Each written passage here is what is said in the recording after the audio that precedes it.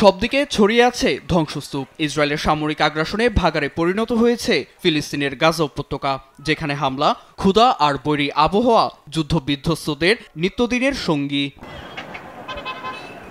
উপত্যকায় যুদ্ধবিরতি চললেও 50 দিনে কয়েকশো বার ফিলিস্তিনিদের উপর হামলে পড়ে গাজার প্রতিরক্ষা বাহিনী আইডিএফ। সর্বশেষ উপত্যকার গাজা সিটি, রাফা ও খান ইউনিসের অভ্যন্তরে হলুদ সীমারেখায় অভিযান চালায় নেতানিয়াহু বাহিনী। তাদের ড্রোন ও বোমা বর্ষণে প্রাণ গেছে গণমাধ্যম কর্মী সহ বেশ কয়েকজনের। ছেলের লাশ কাঁধে বাকরুদ্ধ বাবা। ছেলের মৃত্যুর খবর শুনে মনে হচ্ছিল পায়ের তলার মাটি হারিয়ে ফেলি। সবুজ সীমারেখার এলাকাটি নিরাপদ ছিল বলেই তাঁবু গেড়েছিলাম। তাদের রকেট আমার ছেলেও শেষ আশ্রয় সব কেড়ে নিয়েছে।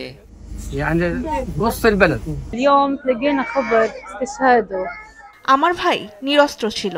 ক্যামেরা হাতে দায়িত্ব পালনের সময় তাকে হত্যা করা হয়।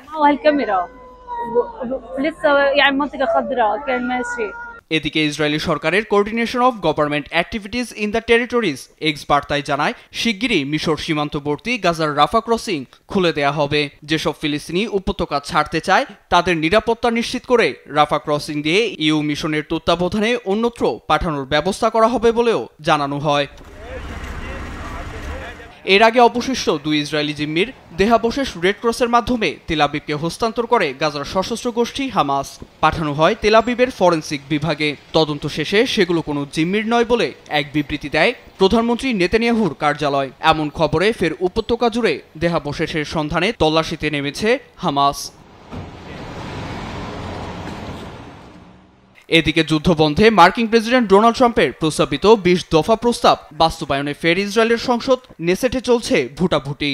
তবে যুদ্ধ বন্ধ হলেও ফিলিস্তিনি রাষ্ট্র গঠনের সুযোগ নেই বলে কট্টর ইসরায়েলি আইন প্রণেতাদের আশ্বস্ত করেছেন নেতানিয়াহু। নীরব দাস, নিউজ ডেস্ক, দেশ টিভি।